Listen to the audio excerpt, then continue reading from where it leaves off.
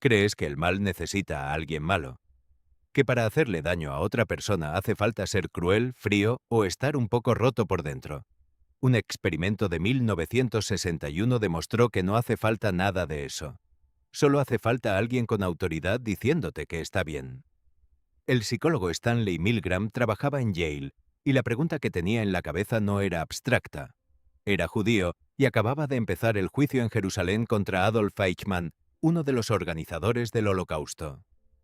Lo que más le inquietaba no era que Eichmann fuera un monstruo, era que, según quienes lo vieron declarar, parecía un burócrata cualquiera, alguien que simplemente cumplía instrucciones.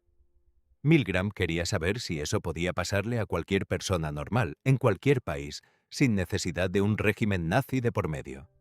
Así que diseñó un experimento engañosamente simple.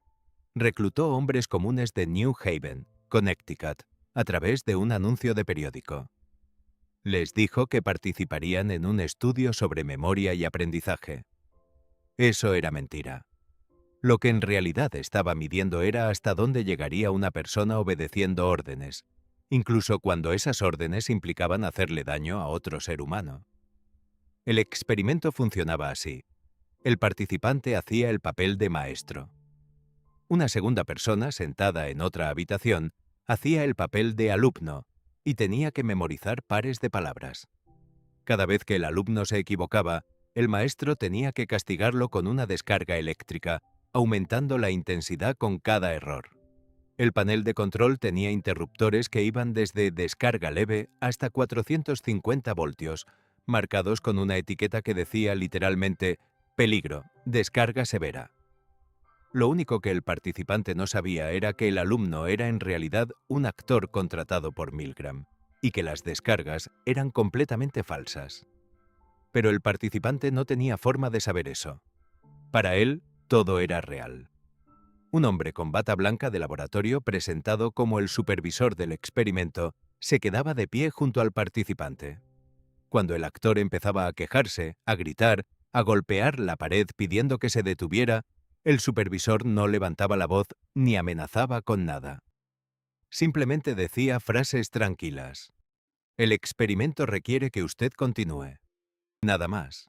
Sin gritos, sin castigos, sin consecuencias reales para el participante si decidía detenerse. Solo una voz calmada repitiendo que continuara. Antes de hacer el experimento, Milgram le preguntó a un grupo de psiquiatras qué porcentaje de personas pensaban que llegaría hasta el final, hasta los 450 voltios.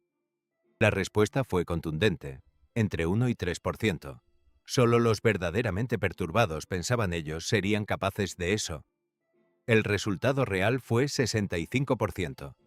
2 de cada 3 personas comunes, sin ningún trastorno, reclutadas con un anuncio de periódico, llegaron hasta el final del panel de control. Y todos, sin excepción, llegaron al menos hasta los 300 voltios, el punto en el que el actor dejaba de responder por completo, fingiendo estar inconsciente o algo peor. Lo que hace que este dato sea todavía más inquietante no es solo el número. Es lo que pasaba por dentro de los participantes mientras obedecían. No eran fríos. No estaban tranquilos. Las grabaciones del experimento muestran personas sudando, temblando, riendo nerviosamente sin saber por qué, pidiéndole al supervisor que fuera él quien revisara si el alumno estaba bien. Pero seguían presionando el interruptor. Sabían, en algún nivel, que probablemente estaban haciendo algo terrible. Y lo hacían de todas formas porque alguien con autoridad les había dicho que estaba bien. Milgram tenía una explicación para esto y la llamó el estado agéntico. Su idea era que, cuando una persona percibe que está actuando bajo las órdenes de una autoridad legítima, deja de sentirse responsable de sus propias acciones. Se convierte en su propia cabeza, en un instrumento de otra voluntad. No es que dejen de saber que algo está mal. Es que la responsabilidad, en su mente, se desplaza hacia quien dio la orden. Yo solo seguía instrucciones. No es una excusa que la gente inventa después. Es, según Milgram, lo que realmente sienten mientras lo están haciendo. Después del experimento original, Milgram hizo algo que muy pocos científicos se atreverían a repetir hoy. Probó casi 20 variaciones distintas, cambiando una sola variable cada vez, para entender exactamente qué hacía subir o bajar la obediencia. Cuando movió el experimento de las instalaciones prestigiosas de Yale a un edificio de oficinas modesto en otra ciudad, sin ninguna conexión con una universidad importante, la obediencia bajó del 65% a 47,5%. La autoridad no era solo la persona con bata blanca, era también el edificio, el nombre en la puerta, el peso simbólico de la institución completa.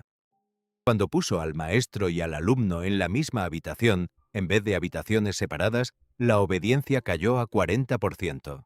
Y cuando obligó al participante a sostener físicamente la mano del alumno sobre la placa de descarga, la cifra bajó hasta 30%. Entre más cerca estaba el participante del sufrimiento real de otra persona, más difícil le resultaba seguir obedeciendo. Pero hay una variación que va en la dirección contraria y es probablemente la más inquietante de todas. Cuando Milgram introdujo a otra persona, un actor más, que era quien físicamente presionaba el interruptor mientras el participante solo daba la orden de continuar, la obediencia subió a 92,5%. Casi todo el mundo estuvo dispuesto a seguir adelante cuando no era su propia mano la que ejecutaba el daño, sino que solo estaba autorizando a alguien más para hacerlo. La responsabilidad, una vez más, se diluyó. 10 años después, en 1971, otro psicólogo quiso ver qué pasaba cuando, en lugar de una sola orden puntual de un supervisor, se le daba a la gente un rol completo de autoridad durante un periodo prolongado. Philip Zimbardo, en Stanford, convirtió el sótano del Departamento de Psicología en una cárcel simulada y dividió a un grupo de estudiantes universitarios sanos, sin antecedentes de violencia ni problemas psicológicos, en guardias y prisioneros. El experimento estaba planeado para durar 2 semanas. Tuvo que cancelarse a los 6 días. Algunos de los guardias, estudiantes normales seleccionados al azar, habían empezado a humillar y a castigar físicamente a los prisioneros con una crueldad que ni ellos mismos podían explicar después. No hubo bata blanca esta vez, ni una voz repitiendo una orden. Hubo simplemente un uniforme y un rol. Eso fue suficiente. Esto no se quedó como una curiosidad de laboratorio de los años 60 y 70. La filósofa Hannah Arendt, que cubrió el juicio de Eichmann en persona para la revista The New Yorker, acuñó una frase que terminó describiendo exactamente lo que Milgram había encontrado de forma experimental: la banalidad del mal. Su punto no era que Eichmann fuera un caso especial de maldad extrema, un monstruo identificable a simple vista. Su punto, mucho más incómodo, era que Eichmann parecía asombrosamente normal. Un hombre que organizaba horarios de trenes, que cumplía cuotas, que probablemente se hubiera sentido orgulloso de hacer bien su trabajo en cualquier otro contexto de su vida. Arendt no estaba diciendo que Eichmann fuera inocente. Estaba diciendo algo más perturbador todavía, que no hacía falta ser un monstruo para hacer lo que él hizo. Hacía falta simplemente dejar de hacerte una pregunta. Y aquí está la parte que la mayoría de la gente prefiere no pensar del todo. El experimento de Milgram no encontró un pequeño grupo de personas malas escondidas entre el resto. Encontró que la mayoría de la gente en las condiciones correctas hace exactamente lo mismo. No hizo falta seleccionar a los participantes más crueles. Hizo falta simplemente un anuncio de periódico y una bata blanca. Zimbardo, una década más tarde, ni siquiera necesitó eso. Solo necesitó un uniforme. Esto no quiere decir que no exista la maldad individual, ni que cualquier persona sea exactamente igual de capaz de hacer daño en cualquier circunstancia. Las variaciones del propio Milgram muestran que el contexto importa enormemente. La cercanía física, la legitimidad de la autoridad, la posibilidad de compartir la responsabilidad. La obediencia no es un interruptor binario que está completamente encendido o completamente apagado. Es algo que sube y baja según cuánto te permitan distanciarte de las consecuencias de lo que estás haciendo, según cuántas capas de autoridad y de rutina se interpongan entre tu mano y el daño real. Lo que sí significa es que la pregunta que probablemente te has hecho alguna vez, viendo documentales sobre el Holocausto o sobre cualquier otra atrocidad colectiva, preguntándote, ¿yo habría hecho algo distinto?, probablemente tiene una respuesta más incómoda de lo que te gustaría escuchar. La mayoría de la gente en ese cuarto, con esa bata blanca, con esa voz calmada repitiendo que continuara, hizo exactamente lo que hicieron los participantes de Milgram. La mayoría de los estudiantes en ese sótano de Stanford, vestidos con un uniforme de guardia,